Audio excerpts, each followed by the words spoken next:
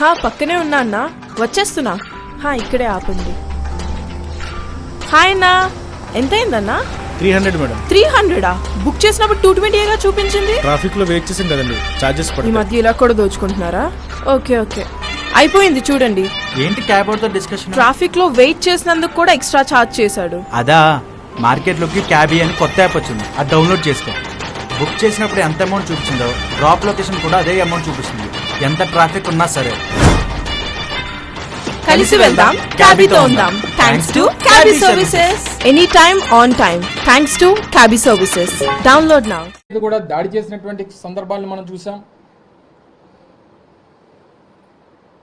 ఏ రకంగా నిన్న మన ఉమ్మడి విశాఖపట్నం జిల్లా చోడవరం నియోజకవర్గంలో ఒక శిలాఫలకాన్ని సహజంగా ప్రభుత్వంలో ఉన్నటువంటి ప్రజాప్రతినిధులు ఆ ప్రభుత్వానికి సంబంధించినటువంటి నిర్ణయాల్లో భాగంగా నిర్మించినటువంటి భవనాలకు సంబంధించినటువంటి శిలాఫలకాలని పూర్తిగా ధ్వంసం చేసి, ఇక్కడే కాదు అనేక ప్రాంతాల్లో రాష్ట్ర వ్యాప్తంగా చేస్తున్నటువంటి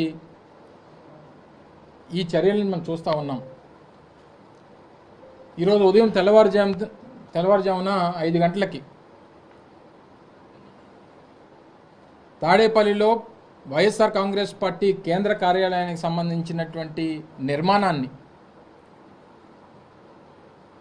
8 సంవత్సరాలు ఈ రాష్ట్రంలో ప్రతిపక్ష పార్టీగా, గడిచినటువంటి 5 సంవత్సరాల అధికార పార్టీగా,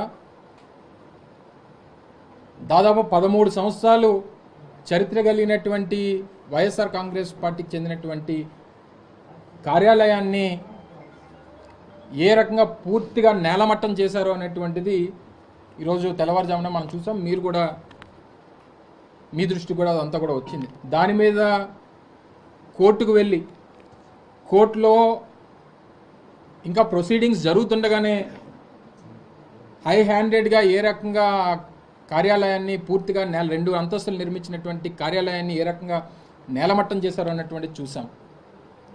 ఈరోజు రాష్ట్రంలో అంబేద్కర్ గారి రాజ్యాంగాన్ని పూర్తిగా పక్కన పెట్టి తెలుగుదేశం పార్టీ తాలూకా రెడ్ బుక్ రాజ్యాంగం నడుస్తూ ఉంది.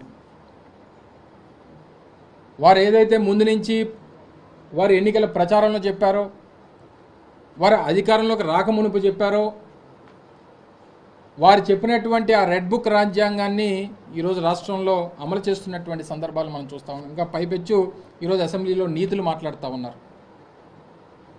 సరే, మేమైతే మా నాయకుడు జగన్మోహన్ రెడ్డి గారు మొన్న సమావేశం పెట్టినప్పుడు చాలా క్లియర్గా కేటగారికల్గా చెప్పారు. 6 నెలల పాటు వారికి హనీమూన్ పీరియడ్ అనేటువంటిది నడుస్తూ ఉంది. సహజంగా ఒక అధికారంలోకి వచ్చినటువంటి రాజకీయ పార్టీకి, అధికారంలోకి వచ్చినటువంటి ఆ పార్టీకి సమయం ఇవ్వాల్సినటువంటి అవసరం ఉంది. వారు ఇచ్చినటువంటి హామీలు అమలు చేయడానికి మనం సమయం ఇవ్వాలి. వారు తీసుకునేటువంటి నిర్ణయాలకు మనం సమయం ఇవ్వాలి. ఇప్పుడు మనం మాట్లాడాల్సినటువంటి పని లేదు. 6 నెలల తర్వాత వారు తీసుకున్నటువంటి నిర్ణయాలన్నీ చూసిన తర్వాత అప్పుడు మనం స్పందిద్దాం అనేటువంటి మాట జగన్మోహన్ రెడ్డి గారు మొన్న సమావేశంలో చెప్పారు. దానికి కూడా వారు సమయం ఇవ్వట్లేదు. అధికారం వచ్చి కేవలం ఇంకా 20 రోజులు పూర్తవకముందే ఈ రకమైనటువంటి పరిస్థితులు రాష్ట్రంలో ఉన్నాయి. సరే, మేము తీసుకున్నటువంటి నిర్ణయాలు లేకపోతే ఇంకోటో ఇతర కారణాల చేత ఈరోజు మేము అధికారాన్ని కోల్పోయాం. మీకు అవకాశం ఇచ్చారు. మీకు ఇచ్చినటువంటి అవకాశాన్ని సద్వినియోగం చేసుకోవాలి. కన్స్ట్రక్టివ్గా రాష్ట్రాన్ని ముందుకు తీసుకెళ్లాలనేటువంటి ప్రయత్నం చేయాలి తప్ప ఈ రకమైనటువంటి నిర్ణయాలు, ఒకవేళ నిజంగా మేము ఆ రోజు నిర్ణయం తీసుకొని ఉంటే ఈరోజు తెలుగుదేశం పార్టీకి ఉన్నటువంటి కేంద్ర కార్యాలయం మంగళగిరిలో అది వాగు పొరంబోక్ కింద ఉన్నటువంటి తెలుగుదేశం పార్టీ కేంద్ర కార్యాలయం మంగళగిరిలో ఉన్నటువంటిది పూర్తిగా ఉన్నటువంటి లాస్కి వ్యతిరేకంగా ఉన్నటువంటి నిర్మాణం. సో ప్రజాస్వామ్యంలో కొన్ని నిర్ణయాలు మనం ఆలోచన చేసి, సరే వారు కూడా తర్వాత కోర్టుకు వెళ్ళారు, కోర్టులో స్టే తెచ్చుకున్నారు, ఇతర కారణాలు బోల్డ్ అని ఉండొచ్చు. వారు కూడా గడిచినటువంటి వారి ప్రభుత్వంలో 2014 నుంచి 19 మధ్యలో అనేక ప్రభుత్వ స్థలాల్ని వారి తెలుగుదేశం పార్టీకి సంబంధించినటువంటి వాళ్ళ ఆఫీసుల కోసం వారు కేటాయింపులు చేసుకున్నటువంటి సందర్భాలు ఉన్నాయి. 2015 నుంచి కడప జిల్లాలో ఎకరం, శ్రీకాకుళంలో 2 ఎకరాలు, గుంటూరులో 3.5 ఎకరాలు, ఇప్పుడు ఏదైతే కేంద్ర కార్యాలయం ఉందో, విజయనగరంలో ఎకరం, గుంటూరులో ఒక 20 సెంట్లు, కృష్ణాలో 1 ఎకరం, ప్రకాశంలో 2 ఎకరాలు, చిత్తూరులో ఎకరం 20 సెంట్లు, శ్రీకాకుళంలో 30 సెంట్లు. ఇవన్నీ కూడా 2015 నుంచి 19 మధ్యలో తెలుగుదేశం పార్టీకి సంబంధించి వారి పార్టీ కార్యాలయాల కోసం కేటాయించుకున్నటువంటి స్థలాలు, వాటికి సంబంధించినటువంటి జీవోలు. సో వారే 2016లో ఒక జీవో ఇష్యూ చేశారు.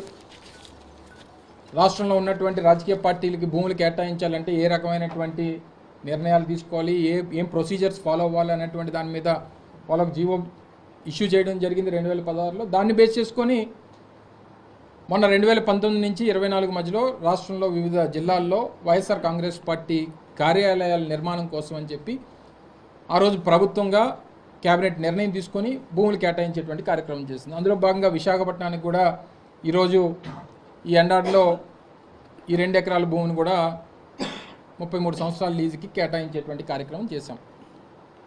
2022లో అలాట్మెంట్ అయినటువంటి కార్యాలయం స్థలం 2023 నాకు తెలిసి బహుశా ఫిబ్రవరి మార్చి నెలల్లో ఆ రోజు నిర్మాణాన్ని మొదలుపెట్టడం జరిగింది.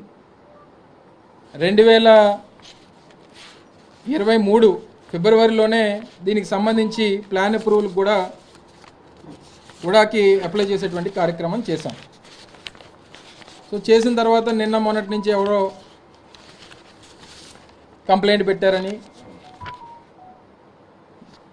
దీన్ని పర్మిషన్ లేకుండా నిర్మాణం చేస్తున్నారని చెప్పి లేనిపోయినటువంటి తప్పుడు వార్తల్ని ప్రొపగండా చేసేటువంటి కార్యక్రమం చేశారు. ఇది 2023లో అప్లై చేసినటువంటి దానికి బిల్డింగ్ నిర్మాణానికి సంబంధించి కూడా ప్లాన్ అప్రూవల్ కోసం 16 లక్షల రూపాయలు, 15,63,000 రూపాయలు ప్రభుత్వానికి కట్టినటువంటి డబ్బు ఇది. అలాగే అనకాపల్లిలో జిల్లా పార్టీ కార్యాలయం కూడా దాదాపు 38 లక్షలు ఎంతో, కరెక్ట్గా నాకు నెంబర్ తెలియదు కానీ 30 లక్షల పైచీలకు అక్కడ కూడా ప్రభుత్వానికి డబ్బులు కట్టి, సహజంగా ఒక బిల్డింగ్ నిర్మాణం ప్రభుత్వానికి సంబంధించింది నిర్మాణాలు కాకుండా ప్రైవేట్ వ్యక్తులు ఎవరు ఏ బిల్డింగ్ నిర్మాణం చేసినా యాజ్ పర్ ప్లాన్ నిర్మాణం జరిగినంత వరకు అందులో కొంత భాగాన్ని ప్రభుత్వానికి మోర్టగేజ్ చేయాల్సినటువంటి అవసరం ఉంది. మీరు అపార్ట్మెంట్లు కట్టినా లేకపోతే ఇల్లు కట్టినా ఇంకోటి కట్టినా దానికి సంబంధించినటువంటి మోర్టగేజ్ కూడా, ఫస్ట్ ఫ్లోర్ మోర్టగేజ్ కూడా ఇక్కడ సబ్ రిజిస్టర్ ఆఫీస్ మధురవాడలో ప్రభుత్వానికి మోర్టగేజ్ చేసేటువంటి కార్యక్రమాన్ని కూడా చేశాం. తీరా అంతా అయిపోయిన తర్వాత నిన్న వారు ఏమంటారంటే ఇది మీరు ఉడాలో కాదు జీవీఎంసీలో మీరు అప్లై చేయాలి కదా అని చెప్పి నిన్న వారు సమాధానం. ఈరోజు ఒక నోటీస్ కూడా మా కార్యాలయంలో ఎవరు లేరని చెప్పి ఉదయాన్నే వచ్చి వారు గోడకి నోటీస్ అంటించి వారు వెళ్ళిపోవడం జరిగింది. ప్రభుత్వానికి సంబంధించినటువంటి జీవీఎంసీ అధికారులందరూ కూడా ఎవరో టౌన్ ప్లానింగ్ అధికారులు వారు నోటీస్ని నిన్నటి డేట్తో ఉన్నటువంటి నోటీస్ని ఈరోజు ఉదయం వచ్చి అతికించి వారు వెళ్ళిపోయారు. దీనికి సంబంధించి మీరు కట్టినటువంటి నిర్మాణానికి మీరు విఎంఆర్డీఏలో ప్లాన్ అప్రూవల్కి అప్లై చేశారు, కానీ మీది జీవీఎంసీ లిమిట్స్లో ఉండడం వల్ల మీరు జీవీఎంసీకి అప్లై చేయాలి.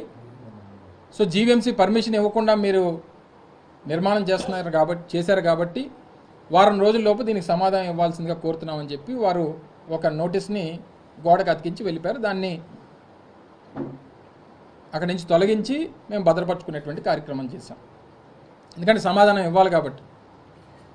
సహజంగా జీవీఎంసీ లిమిట్స్లో కానీ జీవీఎంసీ లిమిట్స్లో ఎప్పుడన్నా భూ కేటాయింపులు కానీ మనకు భూమి కానీ ఉంటే గజాల్లో దాన్ని స్క్వేర్ యార్డ్స్లో గజాల్లో అది కన్వర్ట్ అయ్యి ఉంటే డైరెక్ట్గా నేరుగా మనం జీవీఎంసీకి అప్లై చేసుకుంటాం. నాకు ఉన్నటువంటి అవగాహన మేరకు, ప్రభుత్వంలో పనిచేశాను కాబట్టి, ప్రభుత్వంలో మంత్రిగా ఉన్నాను కాబట్టి నాకు ఉన్నటువంటి అవగాహన మేరకు జీవీఎంసీ లిమిట్స్లో సహజంగా ఏదైనా గజాల్లో మీకు భూమి ఉంటే మీరు నేరుగా జీవీఎంసీకి వెళ్ళి అప్లై చేసుకునేటువంటి పద్ధతి ఉంటుంది నాకు తెలిసి. కానీ ఎకరాల్లో కన్వర్షన్ జరగకుండా ఎకరాల్లో ఉన్నప్పుడు అది నేరుగా మనం విఎంఆర్డిఏకి కన్వర్షన్ పెట్టుకుంటాం. కన్వర్షన్ పెట్టుకుని దాని నుంచి ప్లాన్ అప్రూవల్ కావాల్సినప్పుడు సహజంగా విఎంఆర్డిఏ నుంచే లేఅవుట్ కానీ లేకపోతే బిల్డింగ్కి సంబంధించి కానీ ఏదైనా ఉన్నప్పుడు విఎంఆర్డిఏ నుంచి జీవీఎంసీకి వెళ్ళి జీవీఎంసీ నుంచి ప్లాన్ అప్రూవల్ అయ్యి రావాలి. మేము అప్లై చేసి దాదాపు 365 రోజులు పైచిలకు, అంటే సంవత్సరం పైచిలకు అయింది. ఇప్పుడు మళ్ళీ వారు నిన్న సమాధానం ఇస్తూ వాళ్ళు ఏం చెప్పారంటే జీవీఎంసీకి మీ రిక్వెస్ట్ని ట్రాన్స్ఫర్ చేయాలని చెప్పి వారు కోరడం జరిగింది. సరే, మేము రిక్వెస్ట్ ట్రాన్స్ఫర్ ఆర్టీఎస్ అని చెప్పి ఒక సిస్టమ్ ఏదో ఉంది, రిక్వెస్ట్ ట్రాన్స్ఫర్ సిస్టమ్ అని చెప్పి ఆర్టీఎస్ అనే ఒక నామన్క్లేచర్తో ఒక రిక్వెస్ట్ ఉంది. దాని రిక్వెస్ట్ మేరకు జీవీఎంసీకి అప్లై చేస్తాం, కట్టాల్సిన డబ్బు కట్టాం, గవర్నమెంట్కే కట్టాం, కావాల్సినటువంటి ప్లాన్ అప్రూవల్, కావాల్సినటువంటి building structure as per plan approval ప్రకారం బిల్డింగ్ కట్టాం. అన్నీ ఉన్న తర్వాత ఈ రకంగా ప్రభుత్వానికి సంబంధించినటువంటి అవకాశం ప్రభుత్వంలో మేము ఉన్నాం కాబట్టి, మేము ఏదన్నా చేయొచ్చు కాబట్టి, దేనన్నా ఎమ్మెల్సీ గురించి ఏదన్నా మనం చేయొచ్చు అని చెప్పని అనుకుంటే ఇది పద్ధతి కాదు. మీరు పాటించాల్సినటువంటి ప్రజాస్వామ్యంలో ఒక రాజకీయ పార్టీ అనేటువంటిది, గతంలో అధికారంలో ఉన్నటువంటి రాజకీయ పార్టీ, 13 సంవత్సరాల చరిత్ర కలిగినటువంటి పార్టీ, ఈరోజు ఈ స్థాయిలో మీకు అధికారం ఉందని చెప్పి, మీకు ఒక సొంత రాజ్యాంగం ఉందని చెప్పి, మేము ఎర్ర పుస్తకంలో రాసుకున్నటువంటి అన్నీ అమలు చేస్తామని చెప్పి ఈ రకమైనటువంటి చర్యలు వీటికి పాల్పడతామంటే సరే, రేపు కూడా మళ్ళీ ప్రజాస్వామ్యంలో ఏది శాశ్వతం కాదు. ప్రతిదానికి సమాధానం అనేటువంటిది ప్రజలు ఇస్తారు, అవకాశాలు అనేటువంటివి అందరికీ వస్తాయి. అవకాశం వచ్చినటువంటి దాన్ని ఏ రకంగా మీరు వినియోగిస్తున్నారు అనేటువంటిది ప్రజలు చూస్తూ ఉన్నారు. ఏదేమైనప్పటికీ ఇది వైఎస్ఆర్ కాంగ్రెస్ పార్టీ నాయకులు, కార్యకర్తలు, అభిమానులు అందరికీ సంబంధించినటువంటి ఒక దేవాలయం లాంటిది. ఇక్కడే కాదు, రాష్ట్రంలో అన్ని ప్రాంతాల్లో ఉన్నటువంటి వైఎస్ఆర్ కాంగ్రెస్ పార్టీ కార్యాలయాలంటే మా పార్టీకి సంబంధించినటువంటి దేవాలయాలతో సమానం. తప్పకుండా రానటువంటి కాలంలో చట్టపరంగా మేము పోరాటం చేస్తాం. మేము చట్టాన్ని ఎక్కడా కూడా మేము అధికారం ఉందని చెప్పి, వాస్తవంగా అయితే గతంలో 10-11 బిల్డింగులు తెలుగుదేశం పార్టీ హయాంలో నిర్మించారు. తీయమనంటే వాళ్ళకి ఏంటంటే దేనికి పర్మిషన్స్ ఉన్నాయో. 2002, 2003లో విశాఖపట్నంలో ఉన్నటువంటి దస్పల్ హిల్స్ పక్కన ఉన్నటువంటి వారి ప్రభుత్వ కార్యాలయానికి 17-18 సంవత్సరాలు అసలు ప్లాన్ అప్రూవల్ వెళ్ళలేదు. ఆ రోజు ప్రతిపక్షంగా మేము ఫైట్ చేసి అసలు మీ తాలూకా రికార్డ్స్ అన్ని బయట తీయమంటే అప్పుడు 16-17 సంవత్సరాల తర్వాత వాళ్ళు ప్లాన్ అప్రూవల్కి అప్లై చేశారు. అప్పటి వరకు ఉన్నటువంటి ఫైన్లన్నీ అప్పుడు కట్టారు. అప్పటి వరకు ఉన్నటువంటి ట్యాక్స్లు ఒకరోజు కట్టలేదు. ప్రభుత్వానికి కట్టాల్సినటువంటి లీజ్ అమౌంట్ కట్టలేదు. వీరు వచ్చి ఈరోజు నీతులు చెప్పి మేము ఈ రకంగా కార్యక్రమాలు చేయడం అనేటువంటి సమంజసం కాదు. ఏదేమైనప్పటికీ మేము చట్టపరంగా మాకున్నటువంటి రైట్స్ని మేము ప్రొటెక్ట్ చేసుకుంటూ, మా దేవాలయాలని మేము ప్రొటెక్ట్ చేసుకుంటాం. మా ప్రభుత్వం నుంచి కేటాయింపబడినటువంటి వైఎస్ఆర్ కాంగ్రెస్ పార్టీ కార్యాలయాలు రాష్ట్ర వ్యాప్తంగా ఎక్కడెక్కడైతే కేటాయించామో, ఎక్కడైతే నిర్మాణాలు చేశామో, సరే ఇప్పటికే వారు హై హ్యాండెడ్గా ఈరోజు బుల్డోజర్ల ప్రభుత్వం మొదటి నుంచి అధికారంలోకి వచ్చినటువంటి రోజు నుంచి గడిచినటువంటి 20 రోజులుగా ఏ రకమైనటువంటి విధ్వంసకాండ. నిన్ననే మా కార్పొరేటర్ గారు కొండబాబు గారు, మన 4వ వార్డు 4వ డివిజన్ కార్పొరేటర్ గారు, 4వ డివిజన్ కదా, రాత్రి ఆయన ఇంటి మీద రాళ్ళు రువ్వారు, ఇల్లు అద్దాలన్నీ పగలగొట్టారు. ఈ రకమైనటువంటి కార్యక్రమాలు రాష్ట్ర వ్యాప్తంగా అన్ని ప్రాంతాల్లో జరుగుతూ ఉన్నాయి. సరే, ఇప్పుడు ప్రభుత్వ ఆస్తులు అయిపోయినాయి, వ్యక్తిగతంగా నాయకులు అయిపోయినారు. ఈరోజు మా పార్టీకి సంబంధించినటువంటి పార్టీ కార్యాలయాల మీదకి వచ్చారు. ఏదేమైనప్పటికీ ప్రభుత్వంలో ఉన్నటువంటి అధికారులు, మీకు తెలుసు ఏం జరిగిందో ఏం జరుగుతుందో. ఏదేమైనప్పటికీ మేము రూల్స్ ప్రకారం వెళ్ళాం.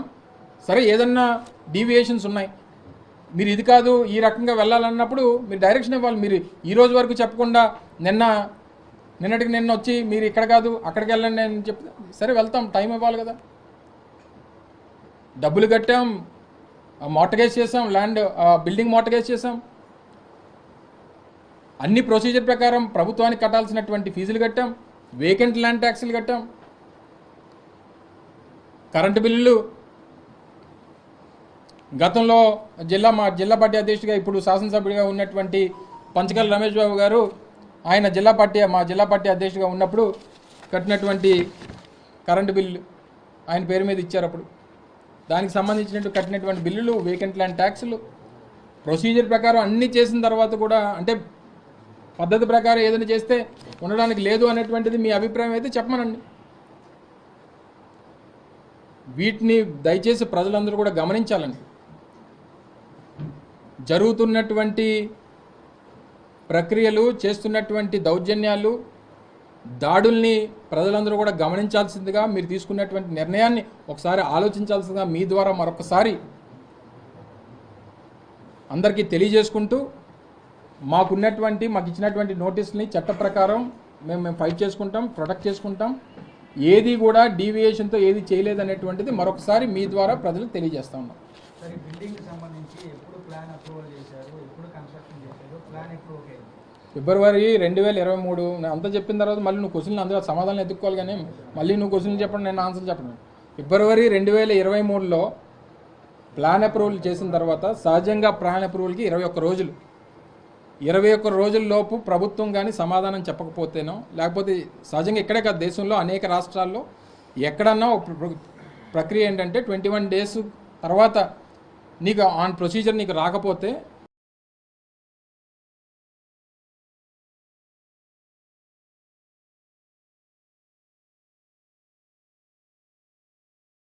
మీరు గీతం యూనివర్సిటీ, పల్లా శ్రీనివాస్, పేలా గోవింద్, సబ్బం హరి, ఆ రోజు మీకు అకార్డింగ్ టు రూల్స్ ప్రకారం అవన్నీ వైలేషన్స్ కనిపించాయి కాబట్టి అవన్నీ చేయడం జరిగింది. ఈ రోజు వాళ్ళు వైలేషన్ కనిపించి ఒక నోటీస్ ఇచ్చారు.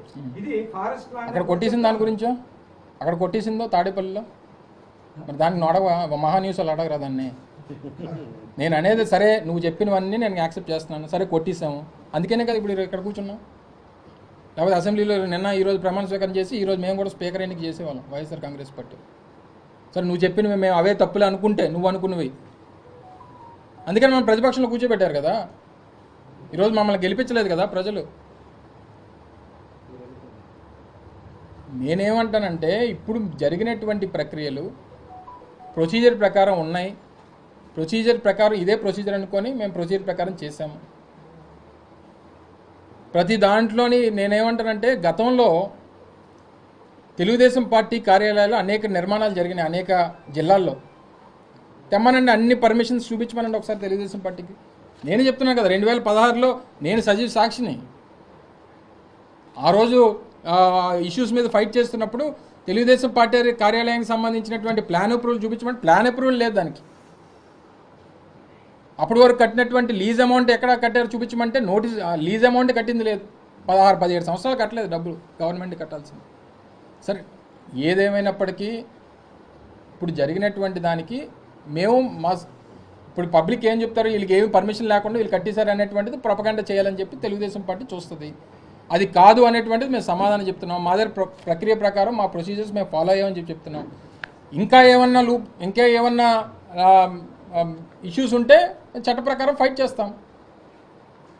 సో దాన్ని ఇది ఒకటే కాదు, అనకాపల్లికి కూడా ఇదిగో నేను మార్టిగేజ్ చేసింది 25 సెప్టెంబర్ 2023లో జీవీఎంసీకి ఆ రోజు కూడా వాళ్ళు మార్టిగేజ్ చేయాలని చెప్తే ఆ రోజు మార్టిగేజ్ చేసినటువంటి ఇప్పుడున్నటువంటి కమిషనర్ గారే మా జిల్లా పార్టీ అధ్యక్షులు గారు గురువులు గారు మొత్తం ఉన్నటువంటి దాంట్లో 10% ఆఫ్ ద టోటల్ బిల్టప్ ఏరియాని మార్టిగేజ్ చేశాం. మార్టిగేజ్ చేసినటువంటి డాక్యుమెంట్ 8273/2023 డాక్యుమెంట్ నెంబరు జీవీఎంసీకి మార్టిగేజ్ చేశాం. Madhurawada sub registrar office 8273/2023.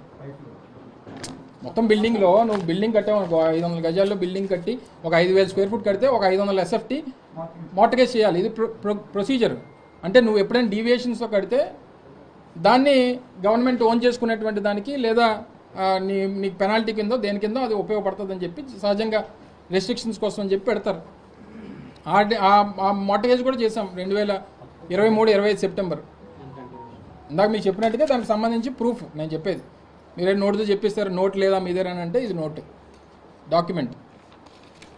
So ఏదేమైనప్పటికీ వారు ఏ రకంగా వాళ్ళ తాలూకా అన్నీ డాక్యుమెంట్స్. సో ఓవరాల్గా ప్రజలకు మీ ద్వారా చెప్పేది ఏంటంటే, మేము చేసినటువంటి నిర్మాణాలు ప్రతీది కూడా పద్ధతి ప్రకారం యాజ్ పర్ రూల్స్ ఫాలో చేసాం. అయినప్పటికీ కేవలం విధ్వంసం సృష్టించాలి, వైఎస్ఆర్ కాంగ్రెస్ పార్టీ కార్యాలయాలు రాష్ట్రంలో ఉండకూడదు అనేటువంటి అభిప్రాయంతో చేపడుతున్నటువంటి కార్యక్రమాలు. తాడేపల్లిలో కొట్టేసేది కూడా చంద్రబాబు నాయుడు గారికి, లోకేష్ గారికి వాళ్ళు రోడ్డు మీద వెళ్తున్నప్పుడు అది రోజు కనబడుతుంది అన్నటువంటి ఉద్దేశంతో కొట్టించినట్టు కనబడుతుంది. సో దయచేసి ఇవన్నీ ఇప్పటికన్నా మీరు చెప్పేటువంటి నీతులు సూక్తులు ఇందాక మేము అసెంబ్లీలో చూసాం, అవి దానికే పరిమితం కాకుండా మీరు మంచిగా పరిపాలన చేయాలని చెప్పి మేము కూడా ఆశిస్తూ ఉన్నాం. మీరు చేయనటువంటి రోజున డెఫినెట్గా ప్రజల పక్షాన పోరాటం వైఎస్ఆర్ కాంగ్రెస్ పార్టీ చేస్తుంది. ఆ అవకాశం డెఫినెట్గా మీరు మాకు ఇస్తారు. రానటువంటి కాలంలో వైఎస్ఆర్ కాంగ్రెస్ పార్టీ కార్యాలయాలకు కానీ, వైఎస్ఆర్ కాంగ్రెస్ పార్టీ నాయకుల జోలికి కానీ, వైఎస్ఆర్ కాంగ్రెస్ పార్టీ కార్యకర్తల జోలికి కానీ ఎవరు వచ్చినా సరే వారికి అండగా పార్టీ నిలబడుతుంది, మీ పక్షాన్ని నిలబడుతుంది, అన్ని రకాలుగా పోరాటం చేస్తుంది, మీ ముందు నాయకత్వం నిలబడి మీకు అండగా నిలబడుతుంది అన్నటువంటి విషయాన్ని మరొకసారి ఈ సందర్భంగా మీ ద్వారా ప్రజలకి, మా పార్టీ నాయకులకి, కార్యకర్తలకి, అభిమానులకి తెలియజేస్తాం. Thank you.